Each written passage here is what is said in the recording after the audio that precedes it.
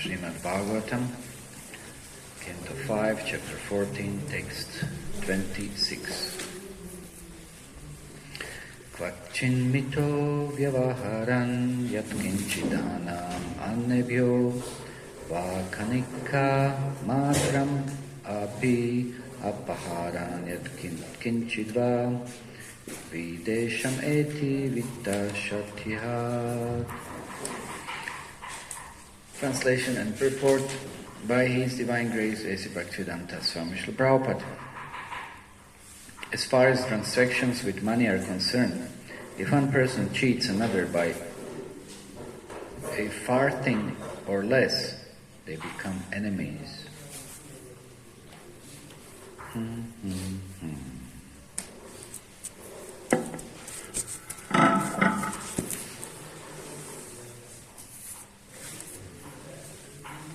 Om Agyanam Timirandasya Gyananjana Shalakaya Chakshurun Militam Yena Tasmai Shri Maham Shri Chaitanya Manobishtam Stapitam Yena Bhutale Samrupa Karamayam Dadati Svapadantikam Vandeham Shri Guru Shritapada Kamalam Shri Rupa Sagrajatam Saganaratam Ravanatam Vitam Tam Sajivam Sadvaitam Savadutam Parijana Sahitam Shri Krishna Chaitanya Devam Shri Radha Krishna Param Sagana Lalita Shri Vishakam Vitamscha E Krishna Karuna Sindhu Dinabandhu Jagatpate Gopisha Gopika Kantarada Kantaramastute Tapta Kantana Gora Mirada Vrindavaneshwari Shabana Sudevi Pranamami Hari Priye Vanchakalpataru Vyascha Kripa Sindhu Vyayevacha Patidanam Pavanebhyo Vaishnavebhyo Namo Namaha Jai Shri Krishna Chaitanya Prabhu Nityananda Shri Advaita Gadadhara Shri Sari Gaura Bhakta Vrinda Hare Krishna Krishna Krishna Hare Hare Hare Rama Rama Rama Hare Hare.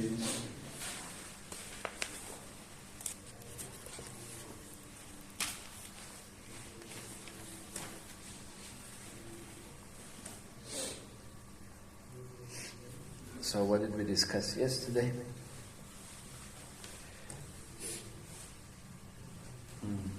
There is always threefold miseries in this life. Threefold miseries. And all other miseries will fit within those three. So it's not only three. We may think, oh, it's only three. No, it's not only three. There's so many. So anybody wants to make a research and present how many miseries are there? So many. Okay. Yeah. You mentioned nobody is happy in this material world because this material world is dukkha. Nobody is happy. Well, there is some glimpse of happiness. No, there's something, but that doesn't last, and then again you're unhappy. So overall, basically, there's no happiness. There's no happiness because even when you experience some happiness, so-called happiness, whatever, it doesn't last. Or it's affected by some grief and some disturbance, no? So that's why there's no happiness. You can't say there is happiness because even when you experience something, there's some other trouble. So therefore you can't say there is happiness. And nobody is happy there. No. One moment, okay, some relief, something fine. But then immediately something else follows. So how can there be a happiness? How can that be a happiness? So that's not happiness. Sometimes you're just tasting some drops compared to waterfalls of trouble. So, and that's not happiness. Okay, anything else? You say that this material world's happiness is external, conditioned by the opulence and opulences.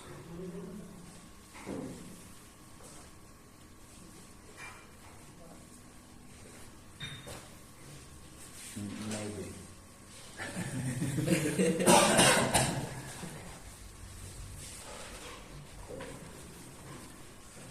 Anything else? Yeah. You said that two groups are very happy. Those were the mentally lost and Yeah, that was question asked. And you quoted Srila Prabhupada. Srila Prabhupada said that this material is not for the gentleman. So We should not have false hopes about this material existence. That's the point. It should be real, realistic. It should be very clear. What we can expect, what we cannot expect. But we all have false hopes. We're working hard because we think that hard work or result of that hard work can be maintained. No? Even when we get a result, that so-called happiness that comes with it, that can be maintained, but it's not maintained. You again have to work hard to preserve. And even when you preserve it, still it gives contrary results also. So much hard work. So much hard work. For what? For being conscious of oneself. No? There is no cultural society. There is no Krishna. Then, when you exclude a cultural society or Varnashram society, that's the only society that is human society. So there is no society and there is no Krishna. Then what you get consciousness of me and mine. And Nikhil knows this very well, no? Correct? Consciousness of me and mine, because he's wearing t-shirt, I consciousness. It's gone, the ass is That's what I said. Society is gone, Krishna is gone. Only I. Only conscious of myself. Icon. Icon. There is no ISKCON. There is only icon. No? Okay, anything else? at the beginning you were talking about detachment. Detachment. What? Detach yourself from idea that there will be breakfast today. What about that?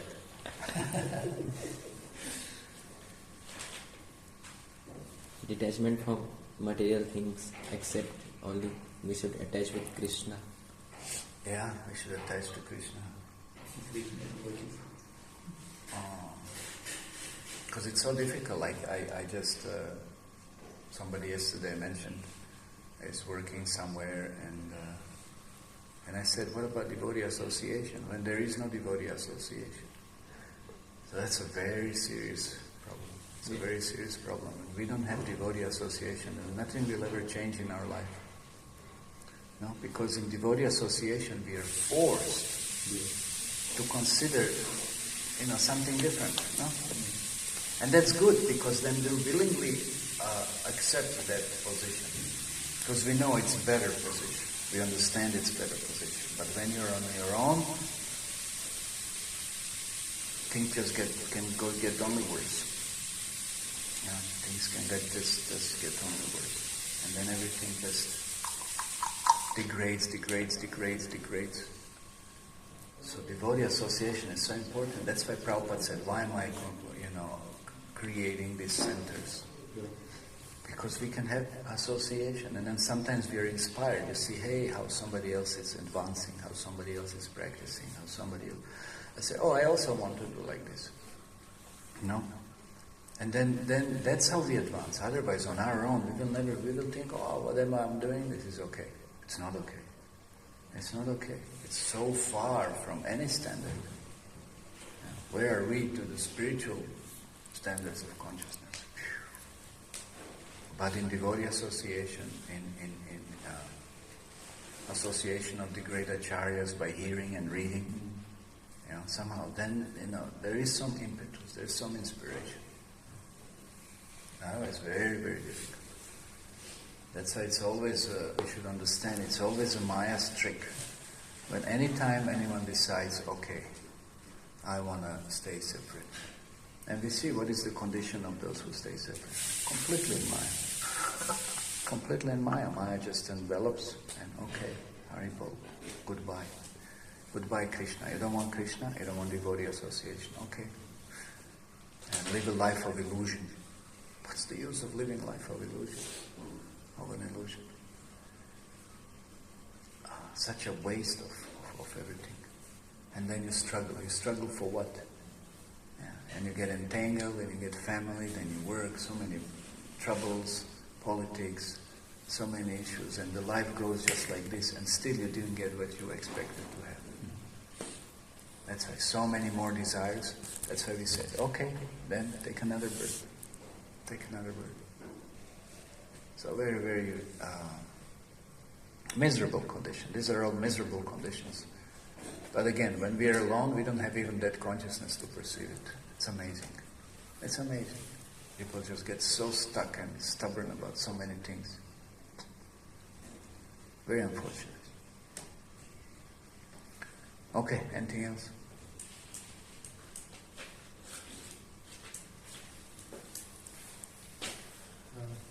Even so-called influencers are sometimes influenced by their followers, and if their followers not react much in their photos. Yeah, we are following someone, no? Because we think they're models of something, no? But they themselves, they're forced to mold themselves according to others' opinion. That's not happiness. That means you have to be molded. You see, that's the whole point. That's the whole point. We think, I don't want to accept bhakti. I don't want to mold my life according to spiritual principles. No? But then you'll be forced by others, whatever they dictate, to be molded according to that. What's better choice? Now what's better choice? If you want to be part of certain society, you have to behave and act according to dictates of that kind of society. No? So you want to be part of some club, you want to be part of some group, you want to be part of some, I don't know, whatever. No? You will have to follow whatever they do. You want to be part of, let's say, cricket club. Then you'll have to be discussing things and doing things, whatever they're doing, and valuing things, whatever they're valuing. No? No?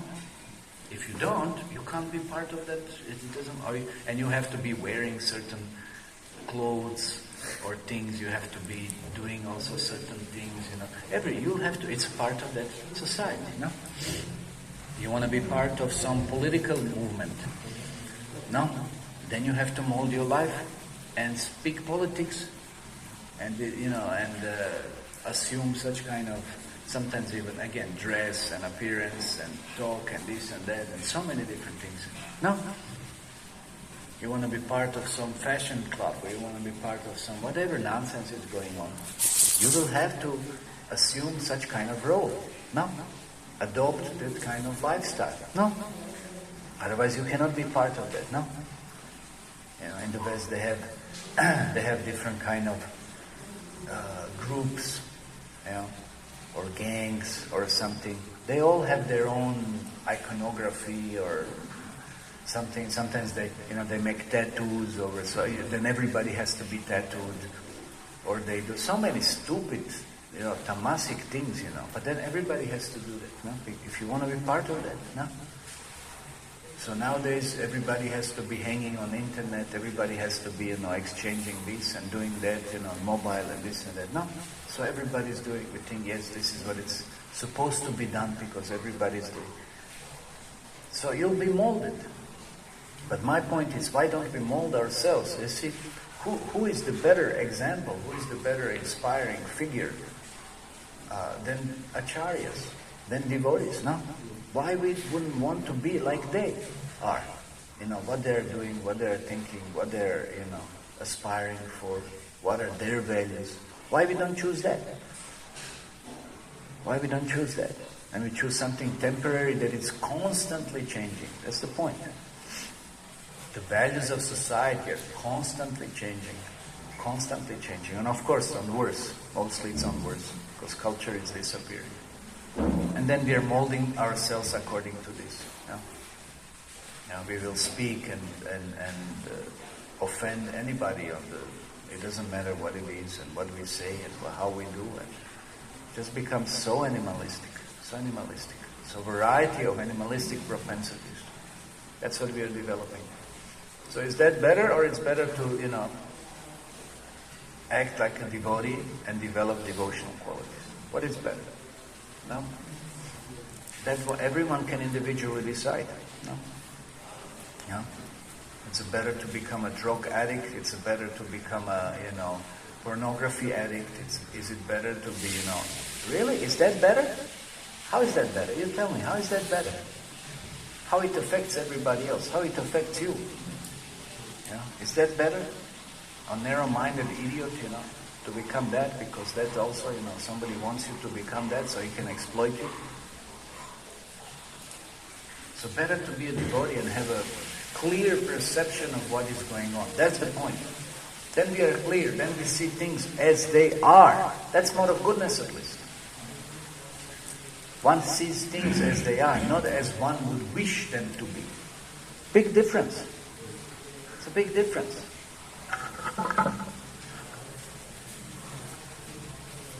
Okay, anything else? Yesterday.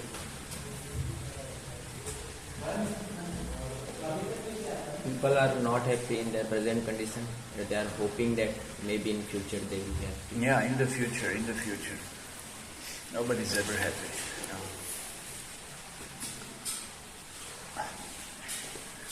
So that's also foolish. It was never in the past, it's not at present, and okay, in the future. When in the future? When?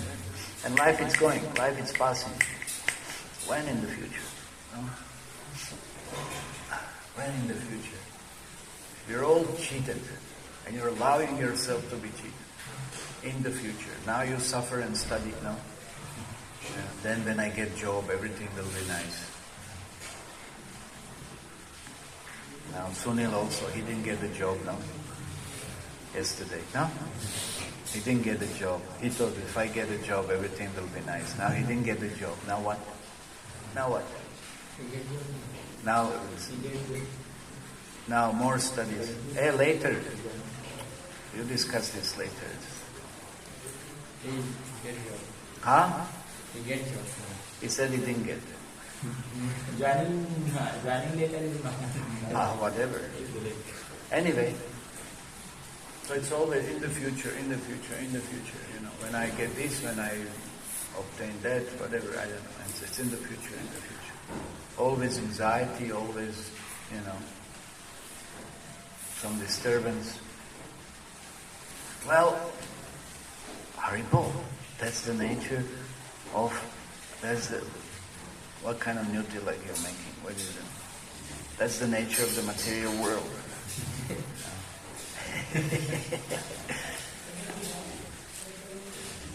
Stimulating the third eye, so you can get some intuition, some higher consciousness.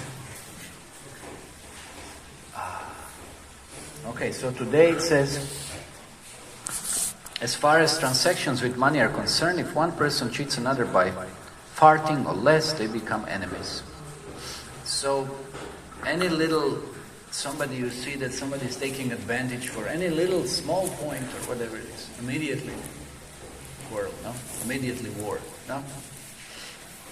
Immediately.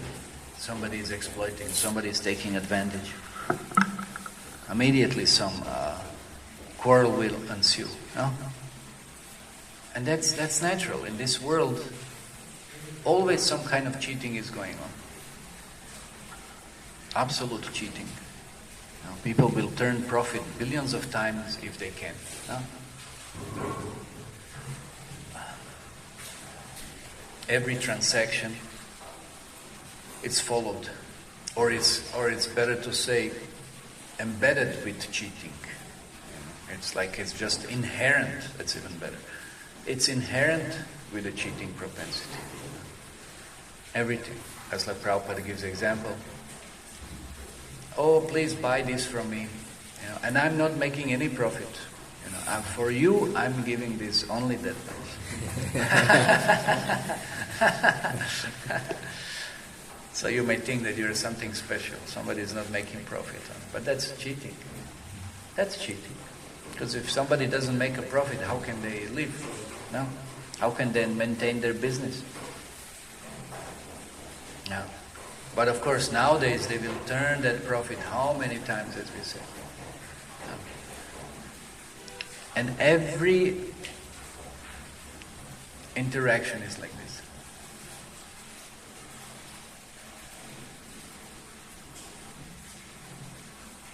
So then, how can we have trust in people?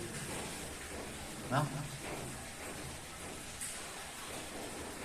How can you have trust even in your own family members?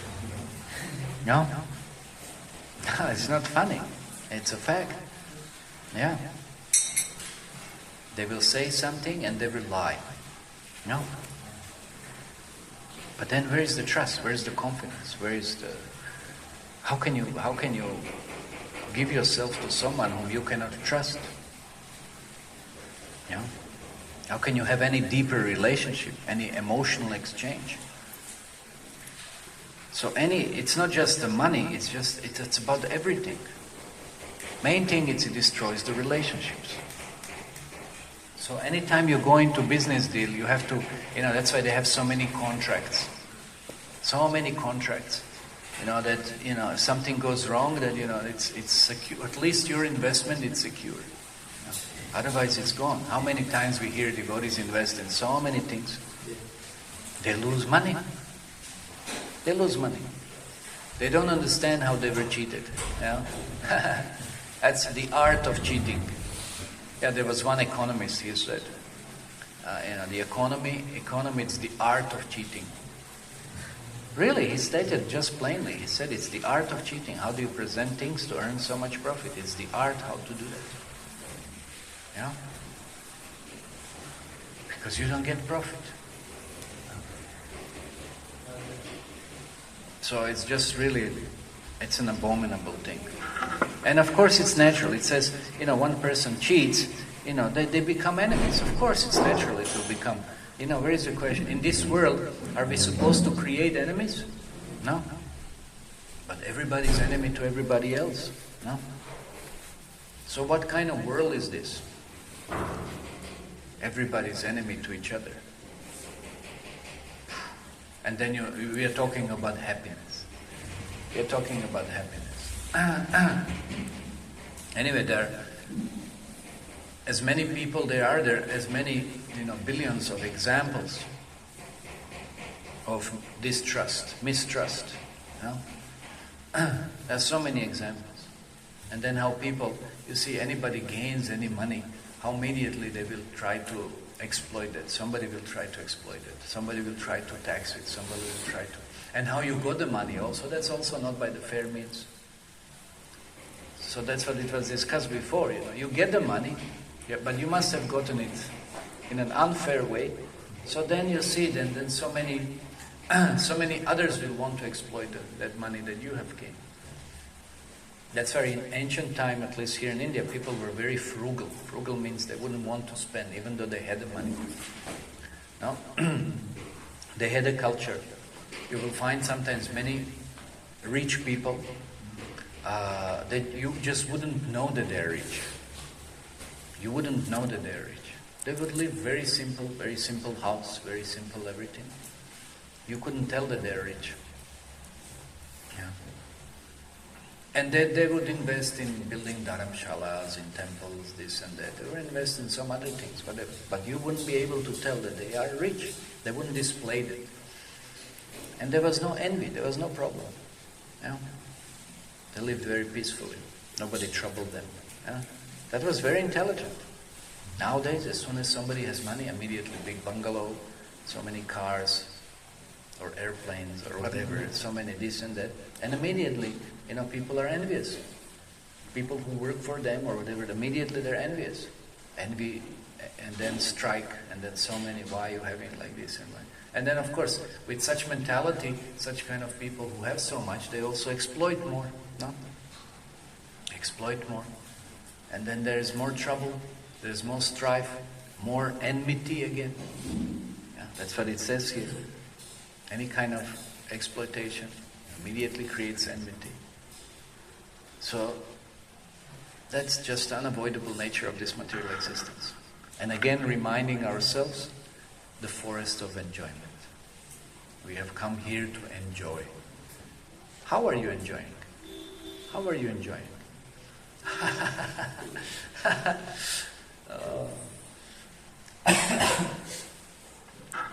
So in the purport, this is called samsara davanala. Even in ordinary transactions between two people, there is invariably cheating because the conditioned soul is defective in 4 ways. His illusion, he commits mistakes, his knowledge is imperfect, and he has a propensity to cheat. So that's clear. Now we discussed it many times. 4 defects of human life. Unless one is liberated from material conditioning, these 4 defects must be there.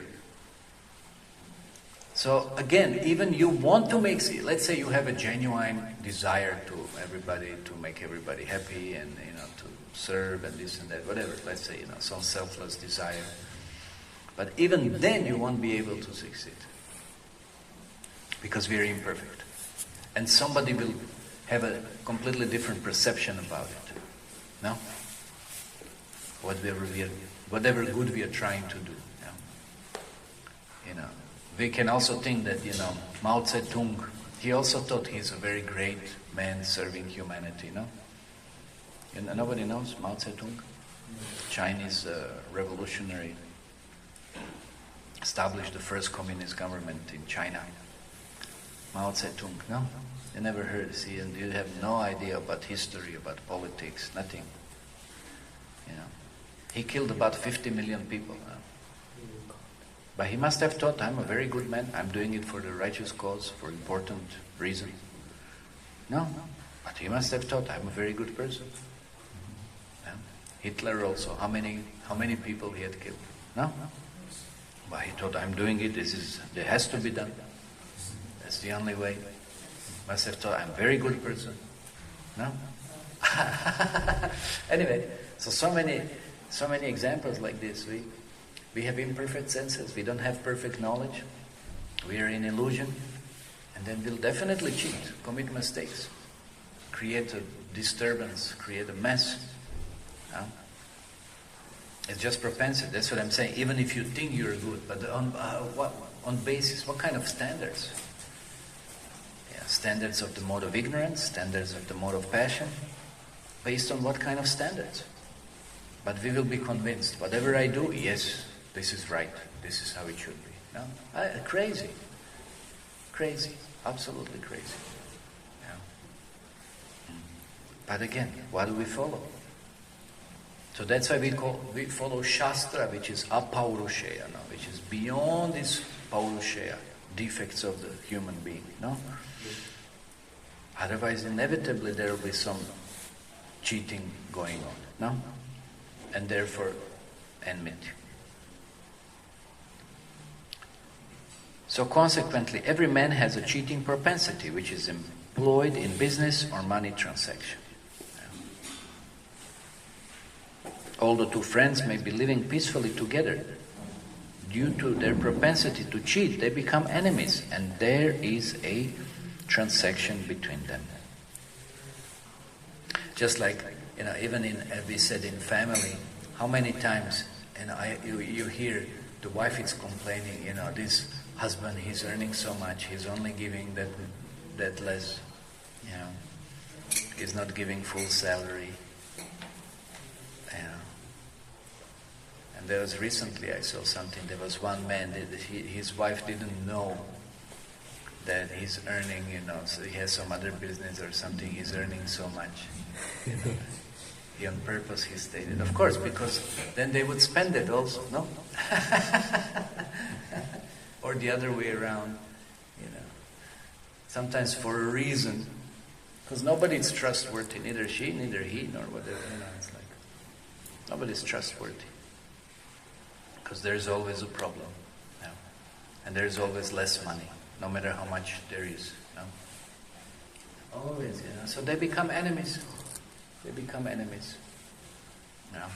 Just like this Bill Gates' wife, she divorced him So much money they have, but still. Or this and that, so many crazy things going on. Nobody's trusting anyone. So a philosopher accuses an economist of being a cheater. An economist may accuse a philosopher of being a cheater when he comes in contact with money. So that's very interesting. That's why money. No? Very dangerous. It's very dangerous. Therefore it is said that woman and money, are very, very detrimental for spiritual life. You have to be very cautious. Of course, we don't have to worry, we don't have any, But when it starts coming, and it might start coming, when you do some punya or something, Lakshmi will be present, because Krishna is there. But then we have to learn how to use Lakshmi for Krishna. No? If we don't start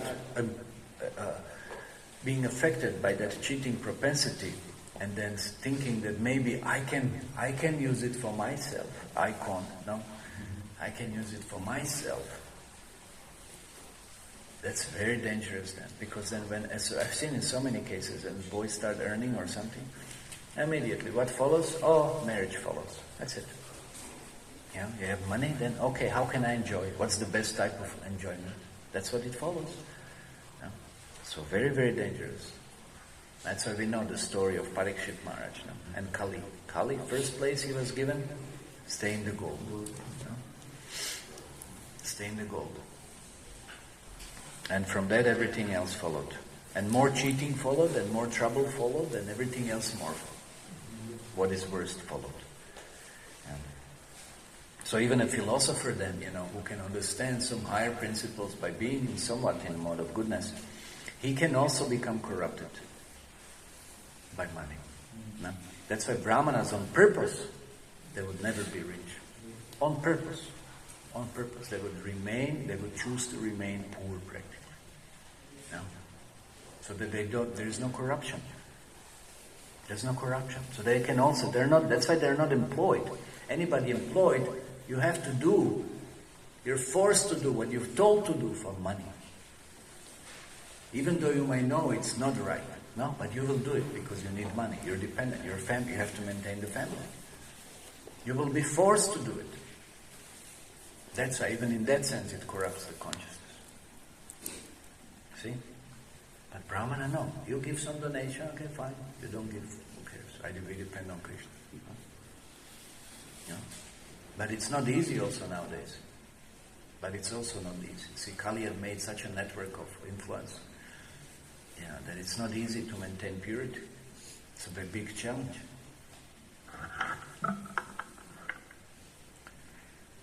So in any case, this is condition of material life. One may profess a high philosophy, but when one is in need of money, he becomes a cheater. That's also, I've seen even many devotees sometimes, when they get married and they have to maintain family, they employ some cheating methods and disturb many other devotees. It happens. It happens. Anyone can become affected. Anyway, I won't talk about examples, but it's very unpleasant to hear about it. It happens.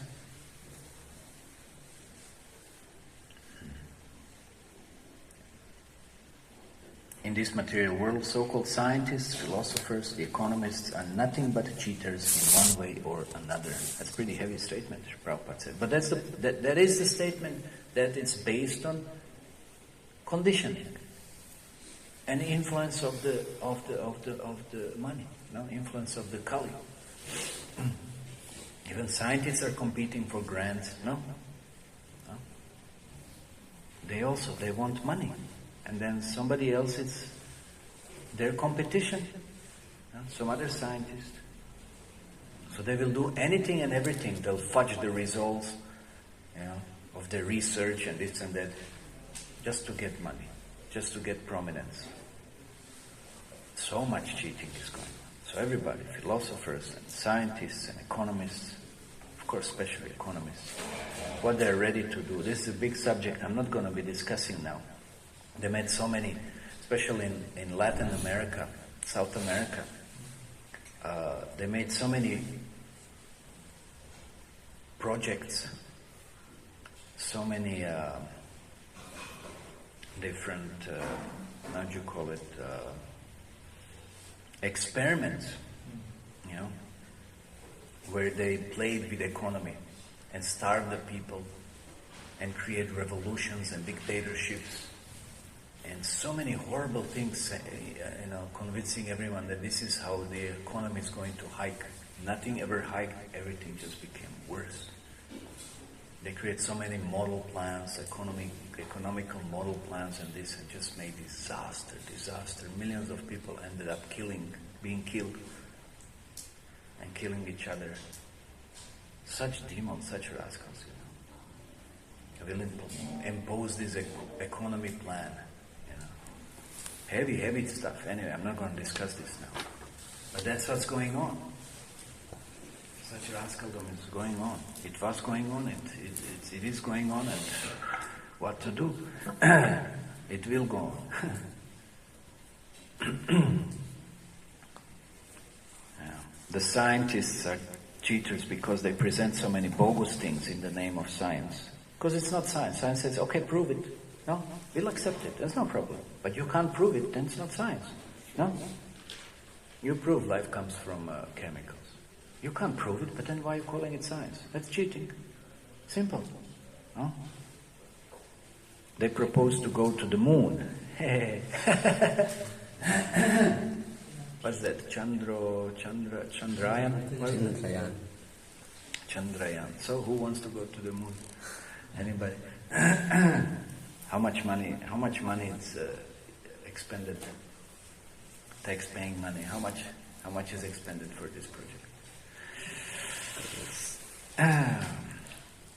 They propose going to the moon, but actually they end up cheating entire public of large sums of money for their experiments. They cannot do anything useful. Unless one can find a person transcendental to the 4 basic defects, one should not accept advice and become victim of material conditions. So that's the point. We don't even know what to look for. We don't even know how people are conditioned. And that we have to look beyond that conditioning. Anybody considers himself conditioned? Huh? Please raise your hand.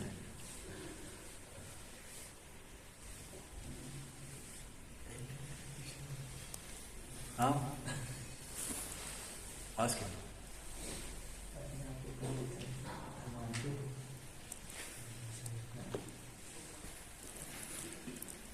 Nobody is considering himself conditioned.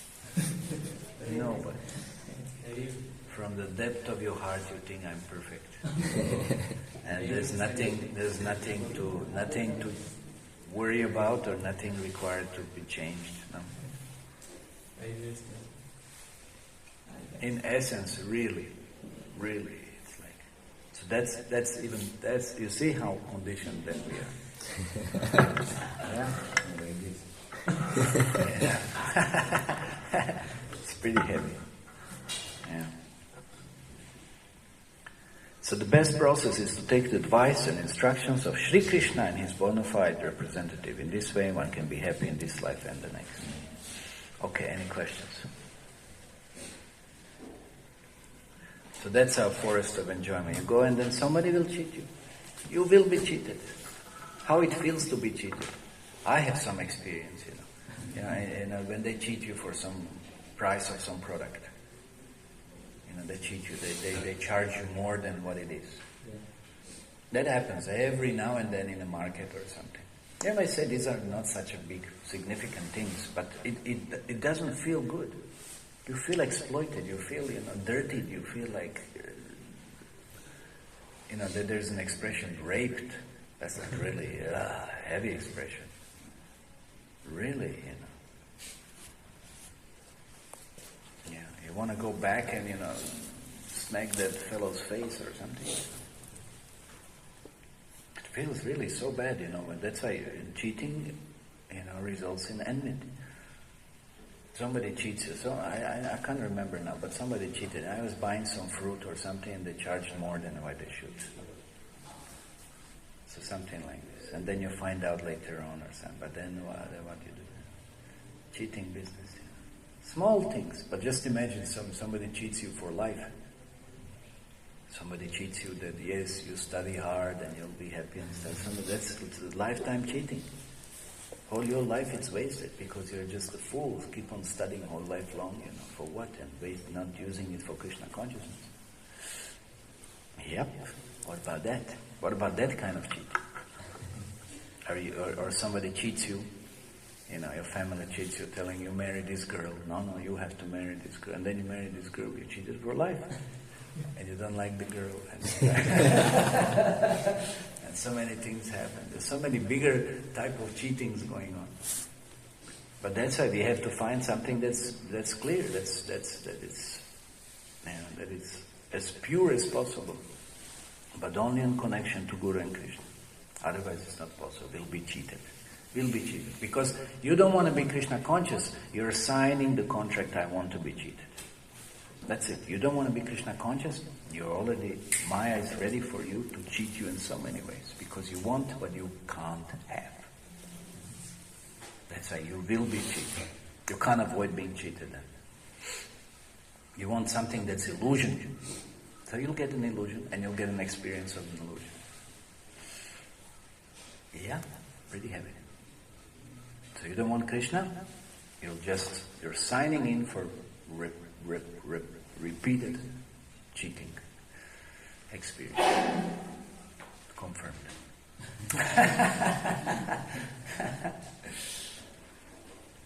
Repeated cheating experience. Okay, any questions?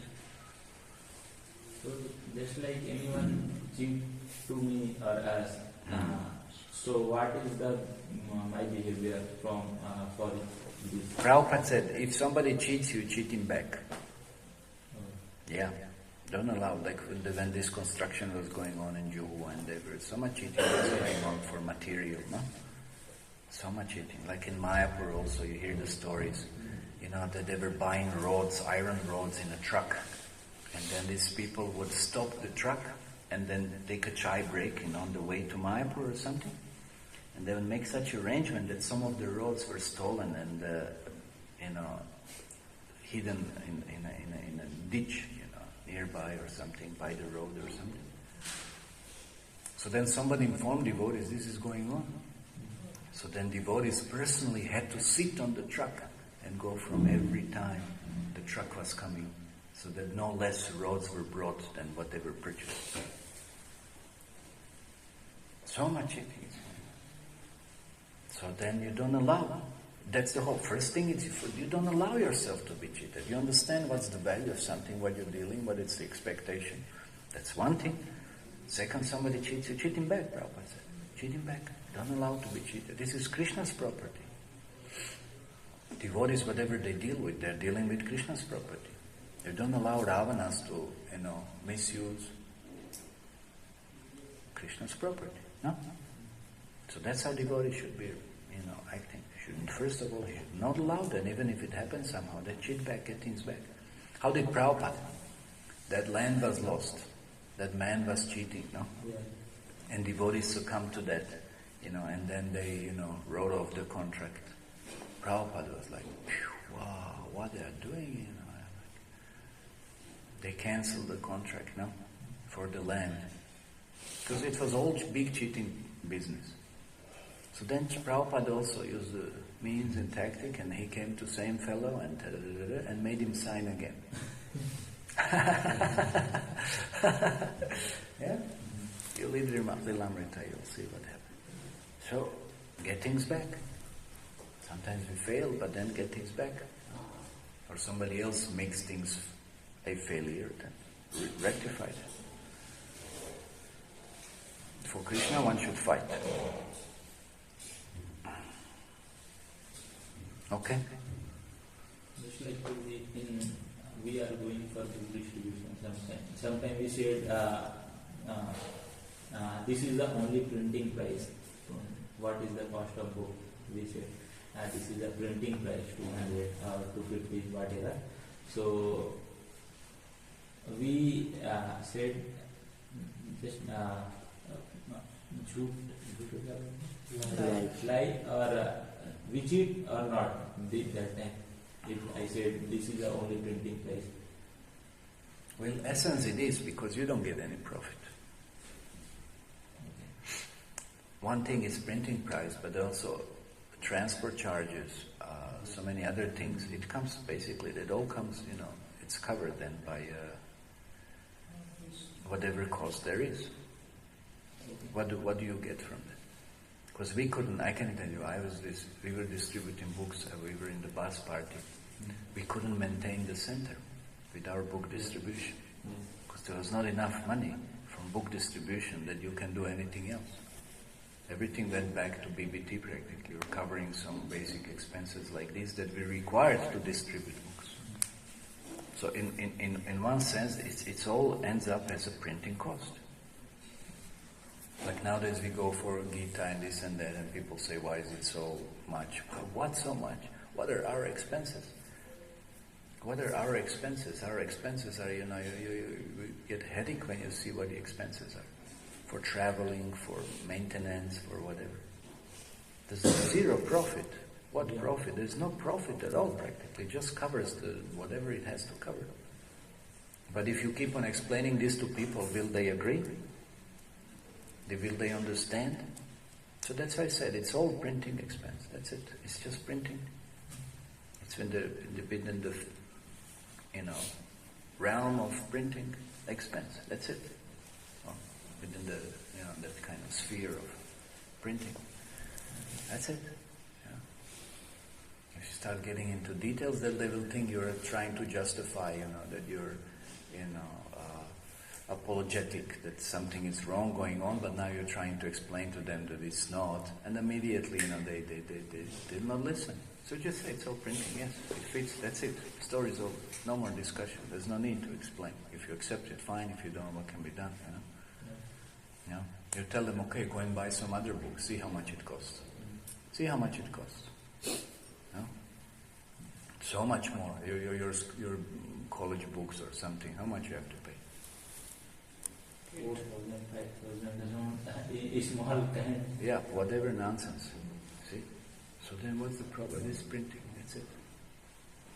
Because you can't build a fortune. You can't maintain the family. You can't do anything. There's no profit, from the book selling. It's very difficult. Yeah. Yeah. Sometimes people are not taking books, so we are saying that if you're not taking books, at least donate some for Krishna. Yeah, do something. Then we will give a book. Yeah. That is good. No, that's fine. That's devotee's mercy, no? They get the benefit.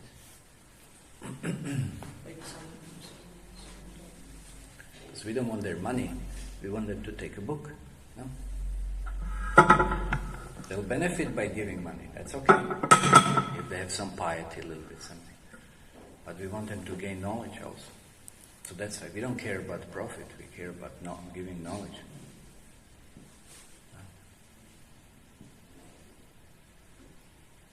Okay, Srila Prabhupada, what?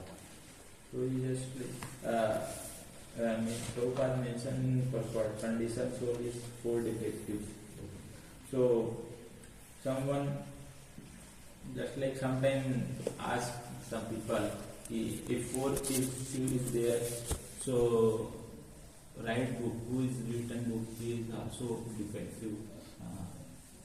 Yeah, but that's why devotees write what is given by Shastra, and Shastra is not what is confirmed by Shastra, and Shastra is not effective. Who is right translation is also just like something. No, because it's in the line of what is perfect. When you just present what is perfect, you don't provide it, then it remains perfect. No? That's why we strictly follow Guru Sadhu Shastra. That's it. That's it. Okay, you want to find some grammatical mistakes or something. Say, okay, and that's for your pleasure. Okay, so then that imperfection might be there. But perfection means presenting proper consciousness and proper goal. That's what's perfection. You're not concerned about some minor discrepancies as such. That's ridiculous. No? It means nothing. That's why always Guru Sadhu Shastra, if it's in line with that, it's perfect. No.